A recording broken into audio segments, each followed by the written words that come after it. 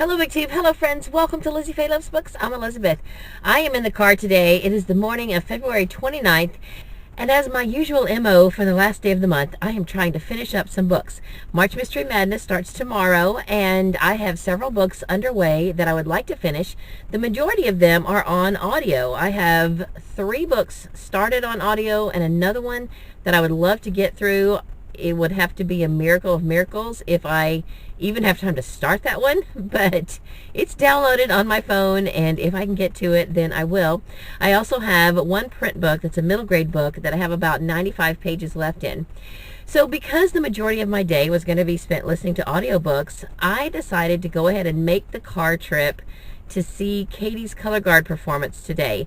It's a long road trip. It's about 3 hours actual driving time, which means it's going to take me longer. And at this moment, I have about 30 minutes extra time built in. I was planning to build in an hour, and it just takes me a long time to get to the car. Emily's with me, and we are going to start right now. We're going to drive, and I am going to be listening to audiobooks all day. We have a long trip there, a long trip back, and it's not a very long program. We're just going to be there a couple of hours. A lot of times these are all-day events, and Emily just has a hard time staying for the whole thing. But since this one is a shorter show and she doesn't mind riding in the car, I thought, I think we're going to go ahead and go. I didn't intend to miss any of them anyway, but I did miss last week because Emily just didn't do well the week before that. So I thought we'd take a week off, and so now we're going to go.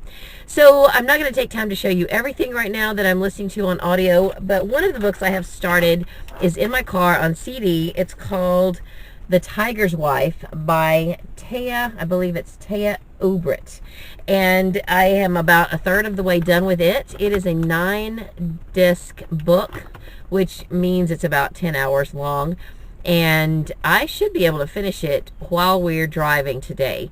And then I have a few other things on my phone, so if I get tired of that, or if the CD decides to not work, I will listen to one of the other things on my phone.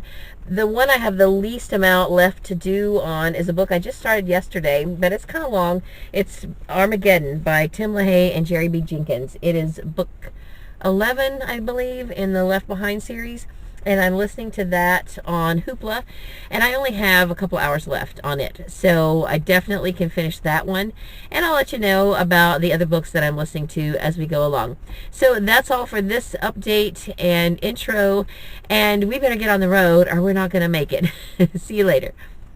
Well, we made a quick stop at Yeehaw Junction, Florida. It's where 3 roads converge in the middle of nowhere out in Florida.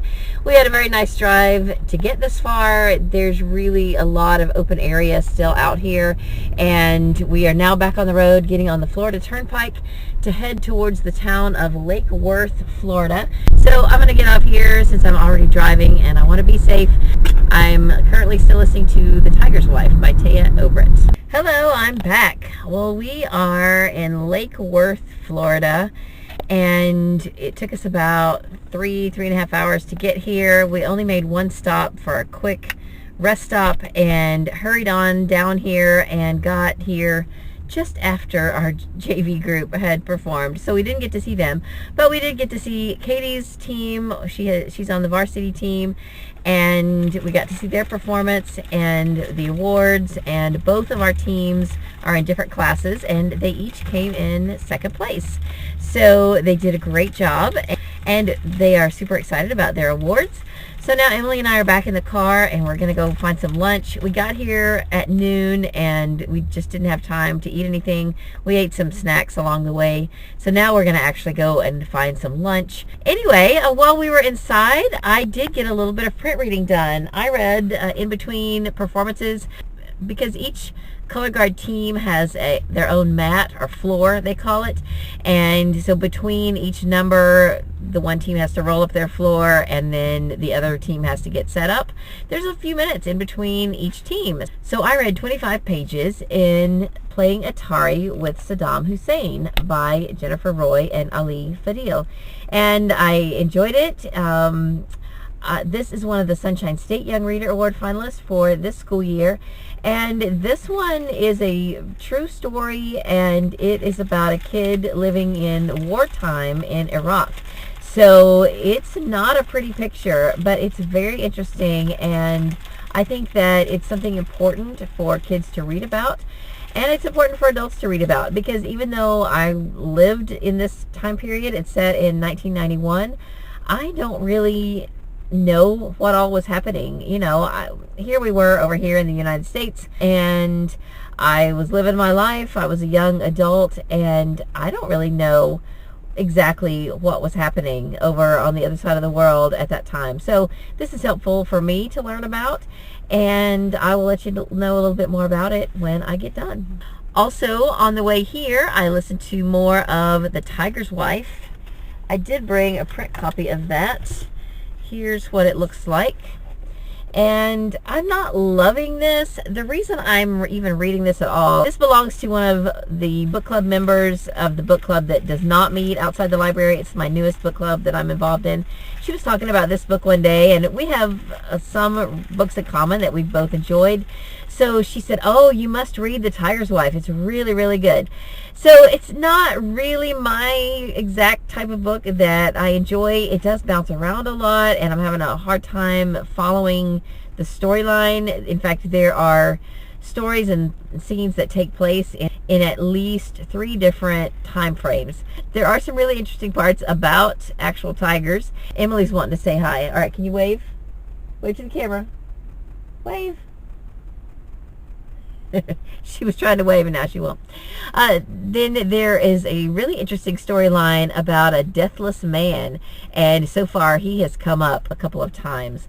So I'm at about the halfway point right now, and I'm listening to it on CD in my car, so I have no way of speeding it up, and I'll let you know what I think of it by the time I'm done. Before we left the school where our teams were performing, I did a little search just to see if there were any used bookstores in the area, and there are a handful scattered around, but the one I discovered that is 8 miles from here, it says it's going to take about 21 minutes to get there, but I cannot be this close and not go to this store.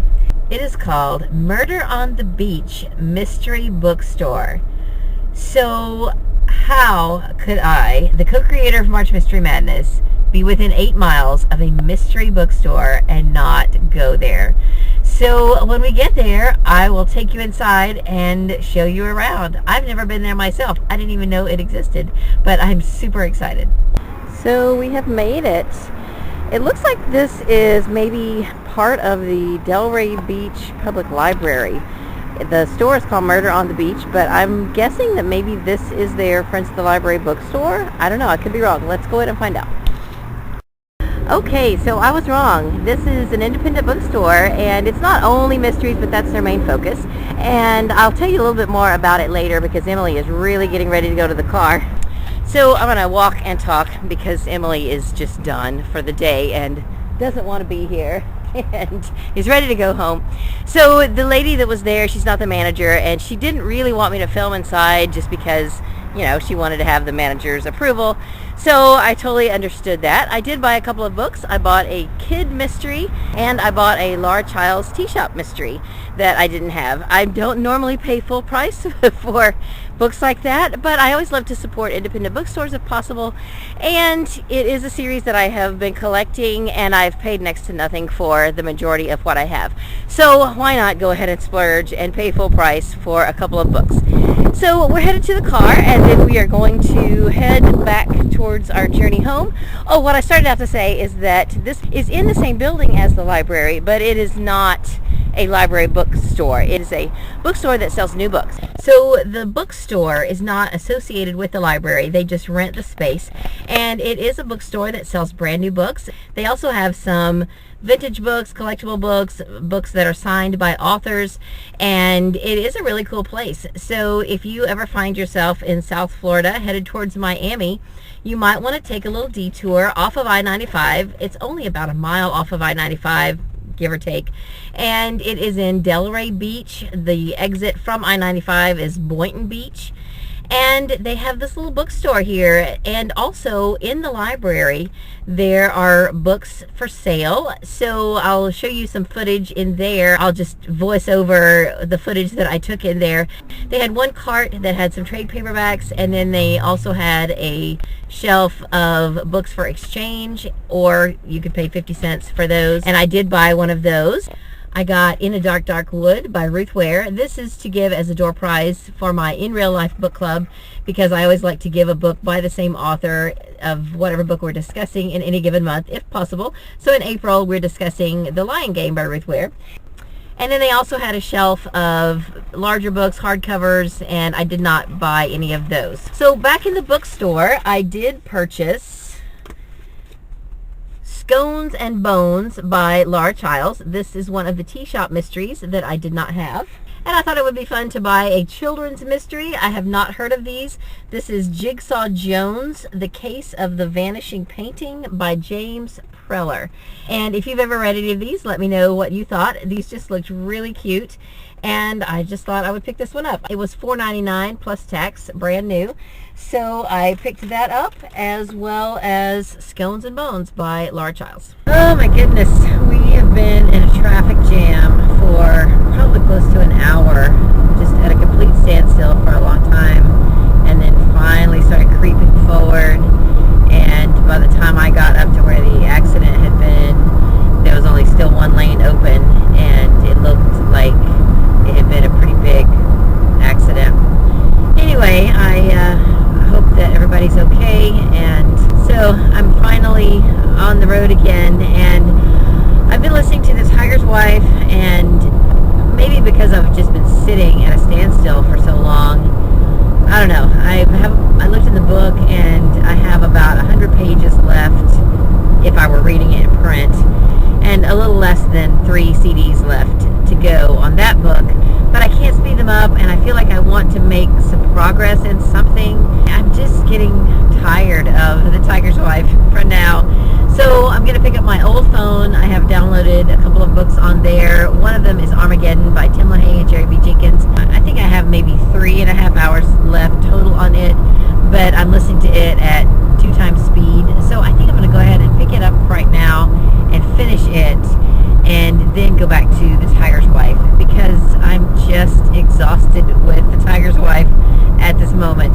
I know it makes more sense to go ahead and listen to it while I'm in my car, but even if I don't get it completely finished tonight on audio, what I do a lot of times on the last day of the month, if I have the print book, is I will skim through the rest of the print book just so I can say I'm done, and then go back and just continue listening at my leisure. So I need to wrap this video up. It's the next day, March 1st. I sat up very late last night trying to finish as much as I could. In fact, I didn't set my alarm properly, and I ended up oversleeping, and I was over an hour late for my first March Mystery Madness reading sprints on Twitter. In fact, I was about an hour and a half late. And so I apologize for that. If you were looking for those and I wasn't there, I hope to do better next week. But I had a lot of fun yesterday. We were on the road a lot. I did almost finish The Tiger's Wife on audio, and I still have about half a disc left to listen to.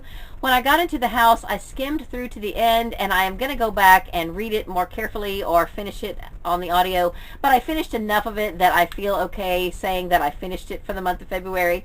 And then the same thing for the book I was reading in print, which was Playing Atari with Saddam Hussein by Jennifer Roy. I finished skimming through the rest of that, and I'm going to go back and read that more carefully as well, so that I can make sure.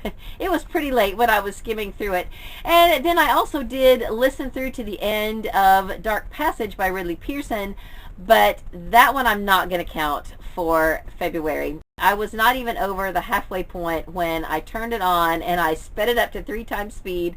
I listened to it and I fell asleep listening to it, and I couldn't tell you what happened. I really don't know. So that one is going to stay on my currently reading list. I will probably finish it up ASAP, and that way I'll be done with it. I also finished Armageddon by Tim LaHaye and Jerry B. Jenkins. I believe this is number 11 in the Left Behind series.